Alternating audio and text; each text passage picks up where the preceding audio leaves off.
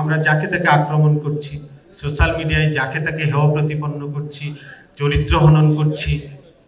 এবং আমি একটা জিনিস বলবো, বিএনপির নেতৃবৃন্দ এখানে আছেন, সেদিন প্রথম আলো ডেইলি স্টার ভবনে আগুন দেওয়ার পরে অনেক প্রতিবাদ বিক্ষোভ হয়েছে, আবার অনেকে উচ্ছ্বাস প্রকাশ করেছেন। ফেসবুকে আমি দেখলাম একটা কমেন্টস আসলো, বিএনপি কোথায়, বিএনপি এখন কি ভূমিকা রাখছে। হয়তো বলবেন যে আমরা তো পাওয়ারে নাই, পাওয়ারে না থাকলেও কি কোনো ভূমিকা রাখার সুযোগ নেই? বিএনপি কি এটার বিরুদ্ধে দাঁড়াতে পেরেছে? বিএনপির কর্মীরা কি এটা নিয়ে অনেক কথা বলেছে?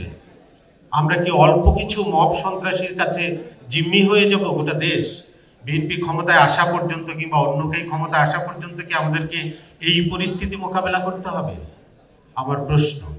আমি আশা করব যে আমরা প্রশ্ন করতে চাই ক্ষমতাকে। আমরা বরাবর যা করে গেছি, যতটুকু সামর্থ্য ছিল গত 15 বছরেও চেষ্টা করেছি, হয়তো পুরোপুরি পারিনি। আপনারা জানেন যে ক্ষমতাকে চাইলেই সব সময় প্রশ্ন করা যায় না। ক্ষমতা নানাভাবে আপনাকে আঁকড়ে রাখবে, আপনাকে বন্দী করে রাখবে। এরপরেও আমরা যারা সামর্থ্য ছিল আমাদের, আমরা সামান্যতম হলেও করার, যাওয়ার জায়গাটা কোথায়, কিংবা আমাদেরকে রক্ষা করার মানুষগুলো কারা।